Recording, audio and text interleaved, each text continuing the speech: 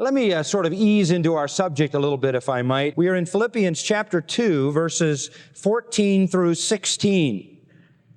And I titled the message, Stop Complaining. Stop complaining. There's a reason for that, and it's fairly obvious if you look at verse 14, where Paul says, do all things without grumbling or disputing, which are really two ways of saying stop complaining. And as I was thinking about this very pertinent message about living your Christian life without complaining, it became very apparent to me that we live in a very complaining society. And I really believe we are breeding a generation of complainers, and they seem to be getting worse with each passing generation. And as I've said to you on a number of occasions, it is a curiosity to me that the most indulged society is the most discontent society. That the more people have, the more they seem to be discontent with what they have, and the more complaining they seem to be. In thinking about this, and there would be many ways to approach it, I was just inadvertently flipping on the radio this week, and I heard a speech by a sociologist that was quite curious to me, quite interesting. The sociologist made a very interesting point. He was talking about the young people in our culture, talking about their discontent, talking about their complaining attitude, their resistance to responsibility, and how that nothing is ever the way they would like it, and they go through life with a kind of sullen discontent, a kind of rejection of things the way they are. And he had an interesting thesis. What he basically said was this, that in many ways, this discontented generation of young people is a product of small families.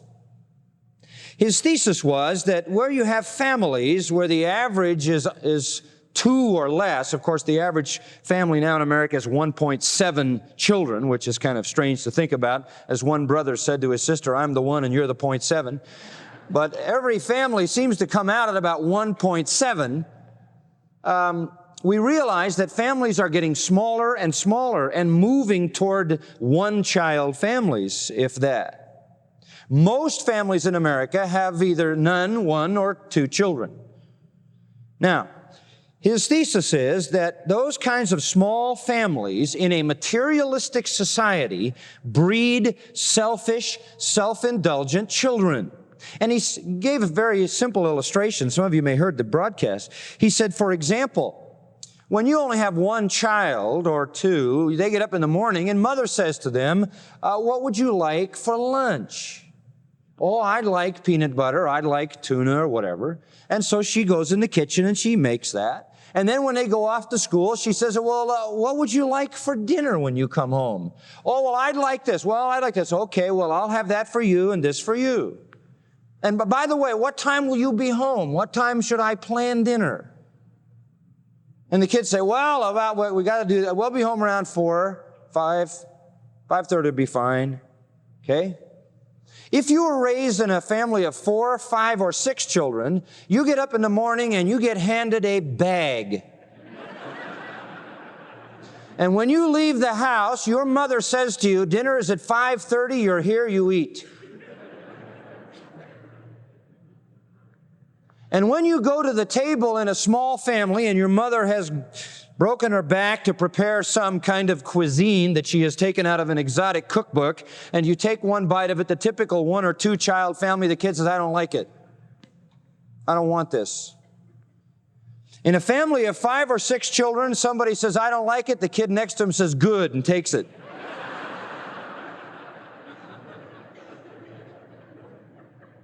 And the difference is where you have a small family, the system bends to the child. Where you have a large family, the child bends to the system. And so what you have, he said, is young people growing up in an environment where the system bends to them. And you have child-centered parenting. I know as a child myself, one of the reasons I wanted to grow up was I wanted freedom. I lived in a totally conformed society. I ate what they gave me. I don't ever remember going shopping with my mother. Ever. I wore whatever she brought home. I never picked out a thing. Never. I don't even remember going to a department store clothing section as a young person. My mother brought me what I needed and I put it on. And I conformed to the system. And I looked forward to adulthood so that I could be free to make my own choices. The reverse is true now. Children grow up controlling the family, and they don't want to become adults because that means conformity. Then they have to go to work, and nobody at work says, now, how would you like your office decorated? And what time would you like to take a break for lunch? Nobody says that. They put you on an assembly line, or they put you in a place where you are forced to conform. So what you have then is a generation of young people who don't want to grow up. And this sociologist said on the radio, you ask the average high school kid, what do you want to do when you get out of school? What's his answer? I don't know. You ask the average college student, what do you want to do when you're out of college? I don't know. And the reason he doesn't know is because he is postponing responsibility, because responsibility means conformity to a system, whereas childhood for him has been absolute freedom. Eat what you want, when you want, wear what you want, when you want, and your mother will take you anywhere you want to go whenever you want. And so you breed a generation of young people who are irresponsible. And when they do get a job, they get a job simply to finance themselves so they can enjoy their indulgences. And then when they're 28 years old, their license plate says, he wins who has the most toys. And the whole idea of adulthood is to collect toys, boats, cars, vacation trips, on and on and on. Now, what you have in this kind of thing, said this sociologist, is breeding moody discontent. And you build young people who cannot conform and cannot be satisfied. Overindulged kids who don't want to become adults continue to push off responsibility. They grow up in an environment they control. They don't like being controlled, and they become discontent. They don't want to take responsibility. They don't want to work, and in their adult years are sad. They become sullen very often. They become complainers. And I really believe that he's right in many cases. One of the curses of our culture are overindulged, childish kind of adults who are really complainers about everything. Nothing is ever enough. That's why we have a whole society with a critical mentality, constantly attacking everything. Now I want you to know this has found its way into the church. And the church is full of its own complainers. And what is really sad is many of them are run by their children's discontent. People leaving the church because their children don't like it. Can't imagine such a thing unless their children control the family. The church has its complainers. And here we are with so much. How in the world could we possibly complain just because every little thing in life isn't exactly the way we want it? Frankly, I would suggest to you that few sins are uglier to me and few sins are uglier to God than the sin of complaining. Frankly, I think the church at large does much to feed this thing by continuing to propagate this self-esteem, self-fulfillment garbage that just feeds the same discontent. There's little loyalty, there's little thankfulness, there's little gratitude, and there's very little contentment. And sadly, what happens eventually is your griping, grumbling, murmuring discontent is really blaming God, because after all, God is the one who put you where you are. So just know who you're complaining against. Now, having said all of that, there is a sense in which this complaining is part of our culture. There is another sense in which it's not new at all. Who was the first complainer who ever walked the earth? Who was it? The first complaining human being who ever walked was the first human being who ever walked. And what was Adam's first complaint? God, the woman you gave me. We are in this mess because of this woman. He didn't blame Eve, he blamed God. Eve had nothing to do with it. God made Eve. Adam wasn't married. He woke up one morning, he was married. God could have picked anybody he wanted. He picked her. Why? It's God's fault. She led the whole human race in sin. The woman you gave me, complaining. Cain complained to God about God's work in his life, Genesis 4:13 and 14. Moses complained to God for not doing what he wanted him to do when he wanted him to do it, Exodus 5:22 and 23. Aaron and Miriam complained to God against Moses, his chosen leader, and their own brother in Numbers chapter 12. Jonah complained to God because he was mad at God for saving the Ninevites. Jonah chapter 4, verses 9 and 10. And it is still a popular pastime to complain at God. And may I say that all of your complaints in one way or another are complaints against the providential purpose and will of God. There's a new book out called Disappointment with God. Very popular and being promoted very heavily. It seems to me to make complaining against God okay. It sort of tries to define God as a lonely, misunderstood lover who's really trying to work things out, but is really kind of a victim of all of us, and we shouldn't complain against him. We ought to love him. What a strange view of God. He is not some lonely, misunderstood lover. He is the sovereign God who has ordered the circumstances of all of our lives. And to complain against God, to grumble against God, is a sin. And we must see it as such. In the 9th chapter of Romans, verse 20, "O man, who answers back to God? The thing molded will not say to the molder, 'Why did you make me like this?' Will it? Who in the world are you to answer back to God?" What an unthinkable thing to do. And when describing the apostates in Jude 16, it says they are grumblers, finding fault, following after their own lusts. All they want is what they want, when they want it. They don't get it. They grumble and find fault. It's characteristic sin of the proud, and it is characteristic sin of the wicked. Now, the tragedy of this particular sin is that it is so contagious.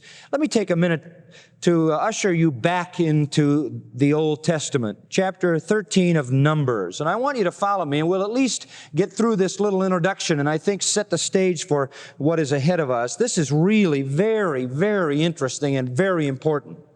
We go back to the number one illustration of grumbling, murmuring, belly-aching, griping people the world has ever known, namely whom?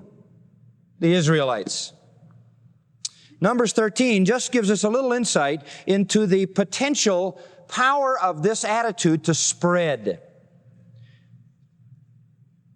Verse 30 says, "Caleb quieted the people before Moses and said, 'We should by all means go up and take possession of it, for we shall surely overcome it.' Joshua, you remember, and Caleb came back from spying out the land, and they said, 'We can do it. God is on our side. We can take it.' But the men who had gone up with him said, 'We are not able to go up against the people, for they are too strong for us,' which is nothing but doubting God. So they gave out to the sons of Israel a bad report of the land which they had spied out, saying, 'The land through which we have gone in spying it out is a land that devours its inhabitants, and all the people whom we saw in it are men of great size.' And then they said this, 'There also we saw the Nephilim, the sons of Anak are part of the Nephilim. And we became like grasshoppers in our own sight, and so were we in their sight.'" So they come back with this complaining, "We'll never do it. We can't make it. We can't defeat them." It's a bad report. It'll fail. It'll never make it. Prophets of doom they are. And they are really complaining against the fact that God has told them to go in.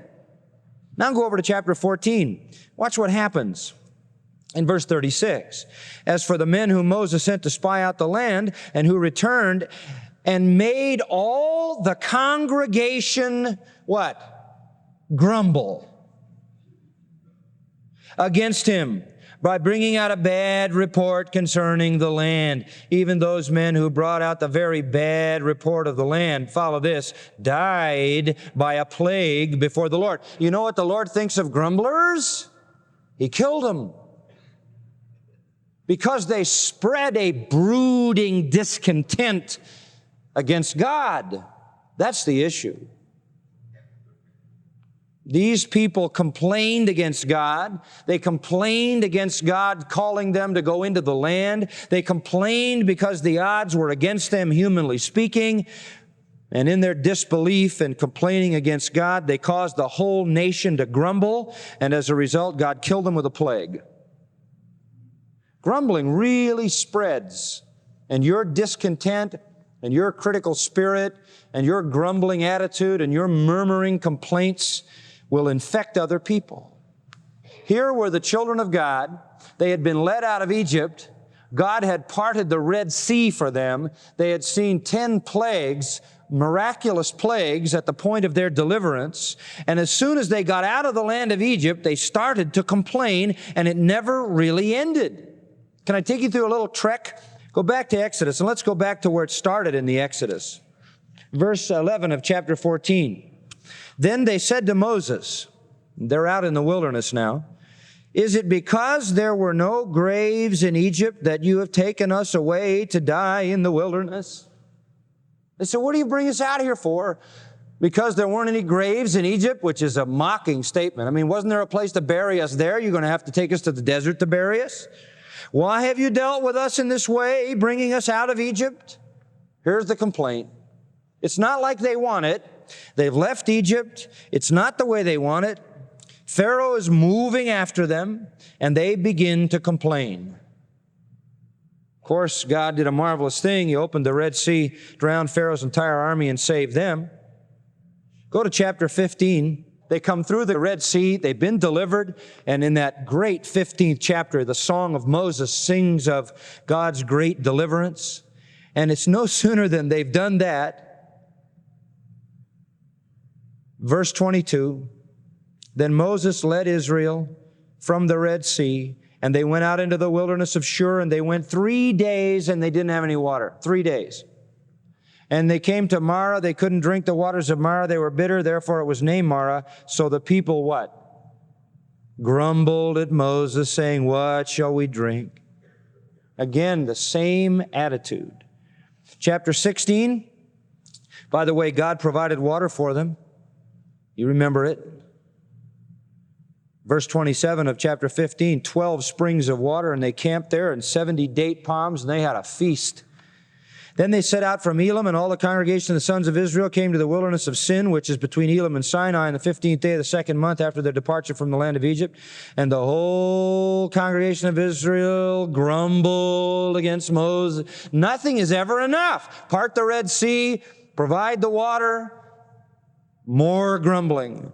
Would that we had died by the Lord's hand in the land of Egypt. We'd have been better off there when we sat by the pots of meat, when we ate bread to the full. Boy, this is a crass crowd, right?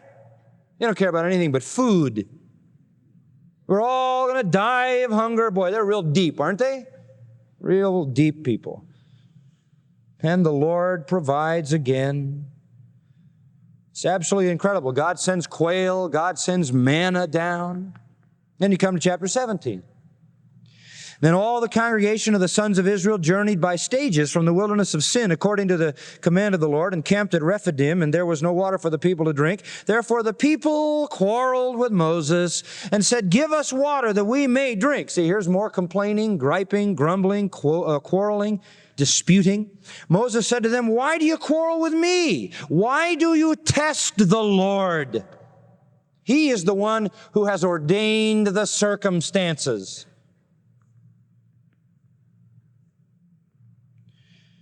But the people thirsted there for water. And they grumbled against Moses, and they said, why now have you brought us up from Egypt to kill us and our children and our livestock with thirst? Well, Moses is getting to the end of his rope. So Moses cried to the Lord, and I'm sure it was loud, what shall I do to this people? A little more and they'll stone me. Some group, huh? So the Lord said, pass before the people, take with you some of the elders of Israel, take in your hand your staff with which you struck the Nile, and go. I'll stand before you there on the rock at Horeb, and you'll strike the rock, and water will come out of it. The people may drink. Moses did so in the sight of the elders of Israel. He named the place Massah and Meribah because of the quarrel of the sons of Israel, and because they tested the Lord, saying, is the Lord among us or not? Doesn't take very long for people to forget the provision of God. Now go over to Numbers for just a moment or two, because I want you to see this pattern. Now they're at the other end of the 40 years. They're ready, time is ready to go into the land. And it's not much different. Verse 1 of chapter 11 of Numbers, now the people became like those who complain. Got to underline that. They became like those who complain of adversity. Complaining of adversity in the hearing of the Lord. That's where their complaint really was directed. And when the Lord heard it, his anger was kindled, and the fire of the Lord burned among them and consumed some of the outskirts of the camp. The people therefore cried out to Moses, and Moses prayed to the Lord, and the fire died out. So the name of the place was called Taberah, because the fire of the Lord burned among them. 40 years later, and they have been complaining the whole time about everything. Verse 4 says, the rabble who were among them had greedy desires. And the sons of Israel wept again and said, who will give us meat to eat? We remember the fish and the cucumbers and the melons and the leeks and the onions and the garlic. And we got nothing but manna, crummy manna, day after day. This is typical complaining. Chapter 14. God keeps on providing. God sends the spies into the land. And what happens? They come out, they give this evil report, we can't do it. Verse 27 of chapter 14, how long? The Lord says to Moses and Aaron, shall I bear with this evil congregation who are grumbling against me? I have heard the complaints of the sons of Israel, which they are making against me. Say to them, as I live, says the Lord, just as you have spoken in my hearing, so I will surely do to you. Your corpses shall fall in this wilderness, even all your numbered men, according to your complete number from 20 years old and upward, who have grumbled against me. God says, I'll kill the whole lot of you. You'll never enter the promised land. And he did it. He did it. Chapter 16, verse 41. On the next day, and what next day? The next day after God had just punished some people for invading the priesthood. The next day after God's object lesson about serious treatment of his law, all the congregation of the sons of Israel, verse 41, grumbled against Moses and Aaron. And they're saying, you are the ones who caused the death of the Lord's people. And the Lord was furious. Verse 45, he says, get away from among this congregation that I may consume them instantly. Then they fell on their faces. And Moses said to Aaron, take your censer and put in a fire from the altar and take incense in it and bring it quickly to the congregation and make atonement for them. For wrath has gone out from the Lord. The plague has begun. Then Aaron took it as Moses had spoken, ran into the midst of the assembly. For behold, the plague had begun among the people. So he put on the incense and made atonement for the people. And he took his stand between the dead and the living, and the plague was checked. But those who died by the plague were 14,700, besides those who died on account of Korah, where the ground swallowed them all up. God just starts slaughtering thousands of them because of their grumbling, complaining, discontent. You find it again in chapter 20. You find it again in chapter 21. I won't read them to you. I suppose the summary of all of it could be in Psalm 106. Just listen to this, verse 25. It says, they didn't believe in his word, but grumbled in their tents. They didn't listen to the voice of the Lord. Therefore he swore to them that he would cast them down in the wilderness. And that's exactly what he did. One New Testament text to which I call your attention, 1 Corinthians 10. In 1 Corinthians 10, verse 8, it says, nor let us act immorally, don't let us act immorally as some of them did, that is the people in the wilderness with Moses, that's who he's talking about. And 23,000 fell in one day. Nor let us test the Lord as some of them did and were destroyed by the serpents, you remember, the snakes. Verse 10 is the key. Nor grumble as some of them did and were destroyed by the destroyer. Now you say, John, why did you read all of that? I'll tell you why. Look at verse 11. These things happened to them as an example, and they were written for our instruction. Now, beloved, I'll put it simply. For me not to go through that little history of Israel would be to be unfaithful to that text. That is the classic illustration of how God feels about people who are discontent and malcontent and complaining. It is a serious sin. It is directed at God who has ordered your circumstances. Complaining, let me say it to you, and here's the definition I want you to hold on to. Complaining is the symptom of a deep-seated spiritual problem. And what is that problem? Failure to trust God and failure to submit to His providential will. Complaining is a deep-seated spiritual problem. It is not superficial. And at its roots, it is a failure to trust God. And that is a serious sin, because if you believe not God, you make Him a liar. And it is also a failure or a rejection of His providential will. It is distrust against God and non-submission to His plan and purpose in your life.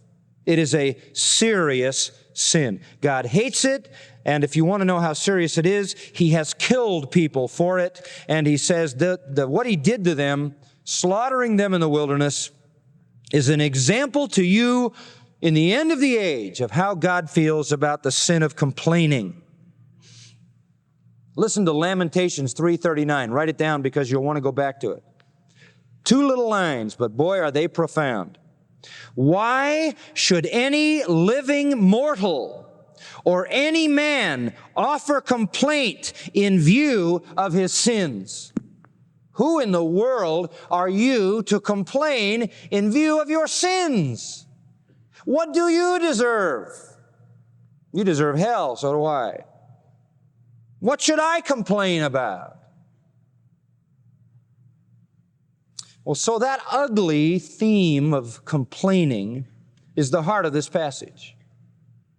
And it is one that God absolutely detests, the sin of complaining. You say, well, now let's go back to Philippians and see how it all fits. Why does he say in verse 14, do all things without grumbling or disputing? Well, what does all things mean? Now we have the key. What does all things refer to? Well, we just have to go back to the verse before.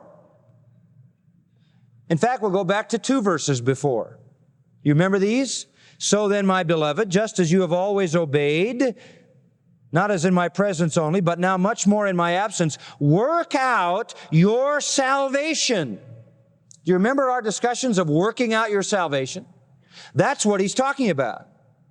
Whatever the elements of working out your salvation are, do them all without grumbling or disputing. In other words, in all your Christian living, in all that you do by way of obeying God, in all that God is working in you to will and to work for His good pleasure, be sure you never complain. That's the idea. So, we now have then a companion to verses 12 and 13. Verse 12 says, work out your salvation. Verse 14 tells you the attitude in which to do it. Can you get that? This is the attitude in which you work out your salvation. It is an obedience without complaint. You don't complain about what God calls you to do. You don't complain about what He asks you to do. You don't complain about the circumstances in which He asks you to do it. Who are you to complain in view of your sins? It is grace that you are not consumed, and complaining is in itself a wicked, proud sin. So here you have a very general, work out your salvation. Why does He come down so narrow and say, do all things without grumbling and disputing? Isn't that very narrow and very limited? No, that's the attitude that fits the general command. Why? Because life isn't going to always serve you up what you'd like. God's going to allow you to go through trials and testings and difficulties, not to make you gripe, but to help you to pray, to teach you to trust, to teach you to be grateful and thankful for what you have, because you can see the hard things as well. So this is not a narrow, isolated command. This is a broad, general attitude that in all things related to your working out your salvation, you do them without ever grumbling or ever disputing. Now, those two words are very basic. Grumblings is an onomatopoetic word. That is, it sounds like what it means. The word is gangusmas. Gangusmas.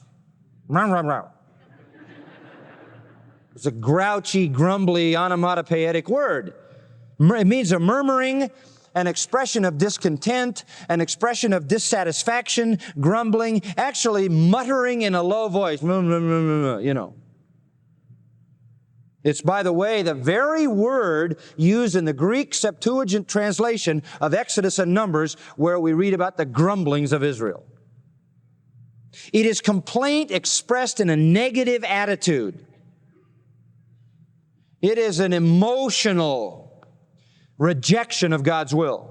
It is an emotional rejection of God's providence. It is emotional rejection of your circumstances that comes through in mumbling, grumbling, griping verbiage. It is an emotional rejection of the circumstances God has chosen for your life and the requirements He has for your conduct. And then there's the second word, disputings. Dialogismas, dialogue we get from it. It means questionings, criticism. It is now an intellectual debate with God. The first one is an emotional bellyaching. The second is an intellectual debate with God. You want to argue with God about why things are the way they are. Or you want to argue with God about why you have to do what you have to do. Or you want to argue with God about why you're in the circumstance you're in, the marriage, the job, the singleness, the residence, whatever it is. Or even the church, for that matter. Arguing with God out of discontent. Debating with God because you've got a better idea. While the first word means to just grumble, gripe, complain, murmur, almost an emotional, guttural kind of thing. So Paul is saying, look, in working out your salvation, the basic attitude is an attitude that does not complain. Why? You're living in a very fallen world. You're living in a fallen flesh. It isn't always going to be the way you like it. The people around you aren't always going to be the way you'd like them. The circumstances aren't always going to be euphoric and perfect. It's not going to be an idyllic world. You work out your salvation, and in all the things that you do and in all the circumstances you find yourself, don't ever complain. Because God hates that, and He has judged it severely as an example to you of how He feels about it.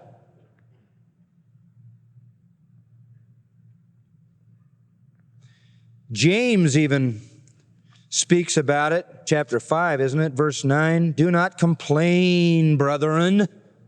Do not complain against one another, that you yourselves may not be judged. Behold, the judge is standing right at the door. You know what the picture is?